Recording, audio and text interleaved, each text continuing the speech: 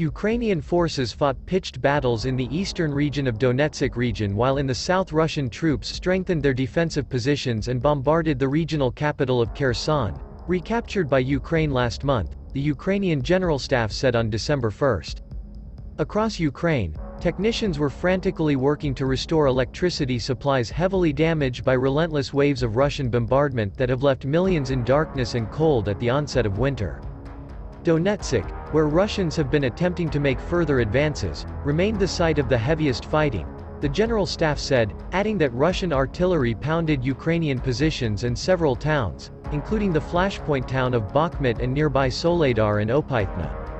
Russian troops were building defense lines in the direction of the town of Lyman, the General Staff said. Fresh units as well as those that sustained losses are being resupplied with personnel, ammunition, and fuel, it said. On the southern front, the military said, Russian forces dug in on the left bank of the Dnieper River, taking up defensive positions and training tank, mortar, and artillery fire on the city of Kherson, causing further damage to power systems. Despite the relentless Russian bombardment from across the Dnieper River, electricity had been restored to 65% of consumers in Kherson, according to Kyrylo Tymoshenko, deputy head of Ukraine's presidential administration. In the central Dnipropetrovsk region, Russian troops shelled the Nikopol region from artillery and rocket systems, destroying several houses, a gas pipeline, and an electric transmission line, Valentin Reznichenko said. No one was injured, he added in a message on Telegram. Other battleground activity was reported in northeastern and central Ukraine, the military said. The battlefield reports could not be independently verified. In his regular nightly address on November 30, President Volodymyr Zelensky said, without elaborating, that Ukraine was taking further steps to counter the Russian forces' actions.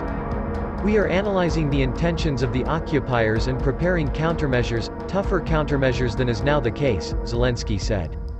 But even with the technicians' efforts, nearly 6 million customers in a majority of Ukraine's regions and in Kyiv had no electricity, Zelensky said.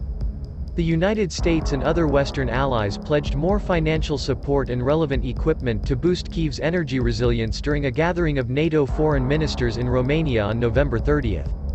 U.S. Secretary of State Antony Blinken told a news conference at the end of the meeting in Bucharest that Russia's strategy of targeting Ukraine's energy infrastructure will not divide Ukraine's supporters.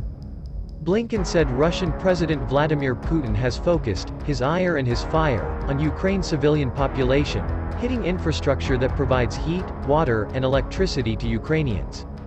We know President Putin's playbook: freeze and starve Ukrainians, force them from their homes, drive up energy, food, and other household costs, not only across Europe but around the world, and then try to splinter our coalition, Blinken said. This strategy has not, and will not, work. We will continue to prove him wrong, he added. Ukraine should be free to strike military sites inside Russia as it fends off attacks on its critical infrastructure, Latvia's foreign minister said.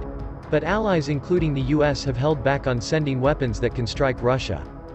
We should allow Ukrainians to use weapons to target missile sites or airfields from where those operations are being launched, Latvian Foreign Minister Edgars Rinkevics said Tuesday in an interview on the sidelines of the NATO foreign ministers meeting in Bucharest. Allies should not fear escalation, he added. While the US hasn't imposed restrictions on how Ukraine uses weapons, it has so far declined to send weapons with sufficient range to strike inside Russia. The Biden administration has provided Ukraine with increasingly sophisticated weapons, including multiple launch rocket systems, but officials have balked at sending the army